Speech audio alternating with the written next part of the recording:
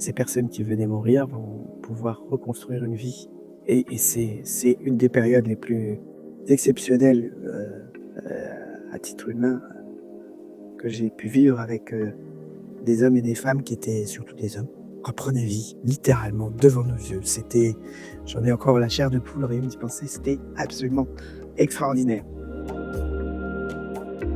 Donc je suis arrivé dans ce qui deviendra une partie du groupe SOS le 15 octobre 1995. En fait, j'ai croisé Jean-Marc Borello dans les couloirs, du ministère, des Affaires sociales, puis de la santé et donc j'ai contribué à cette époque à la mise sur le marché, ça vous dira rien, mais du Subutex et de la méthadone, qui a été un dossier, extrêmement chaud politiquement, socialement et cetera. Alors Subutex et méthadone, ce sont des traitements de substitution, de l'héroïne.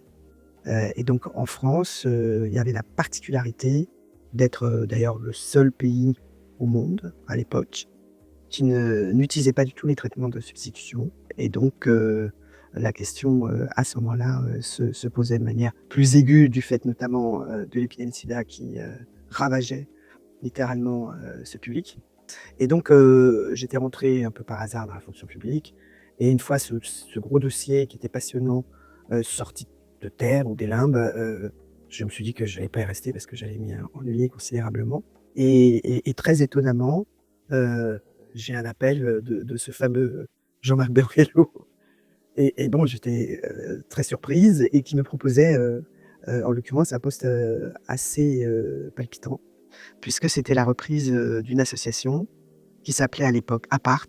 C'était une association, qui, émanait d'une frange du parti socialiste, de l'époque et qui, a mis, en place des appartements de relais thérapeutique et social, donc Apart avec un seul P, c'était un acronyme. Mais cette association, avec ce que dirigeait à l'époque Jean-Marc, c'est-à-dire SOS Drogue International, est devenue SOS Solidarité. Voilà comment ça a commencé, parce que c'est vraiment en suivant cette population que beaucoup de choses sont nées. Puisque bon, cette population en 95, on les accueille presque à titre compassionnel dans les appartements et en 97 arrive une déflagration joyeuse, que sont les trithérapies et donc ces personnes qui venaient mourir vont pouvoir reconstruire une vie et c'est une des périodes les plus exceptionnelles, à titre humain, que j'ai pu vivre avec, des hommes et des femmes qui étaient surtout des hommes, qui étaient cadavériques, faisaient 30 kilogrammes, enfin, dans un état incroyable, se remplumaient, et reprenaient vie, littéralement, devant nos yeux. J'en ai encore la chair de poule rien d'y penser, c'était absolument extraordinaire. Par exemple, les services de soins palliatifs, n'accueillaient pas forcément à bras ouverts, le public malade du sida. Alors certes, il y avait quelques inquiétudes éventuelles des soignants, mais c'est pas forcément ça qui était le plus, rédhibitoire.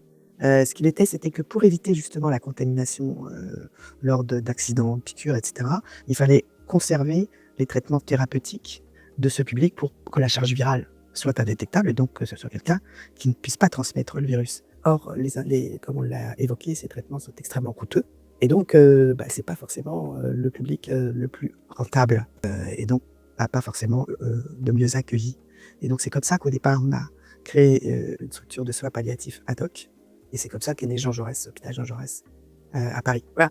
En gros, beaucoup de choses du groupe SOS, sont nées en flânant, si je puis dire, avec, ce public et ses déboires ou ses aléas ou ses veines, mais encore une fois, le traitement là-bas, c'est quand même, les trithérapies qui leur, rendent la vie.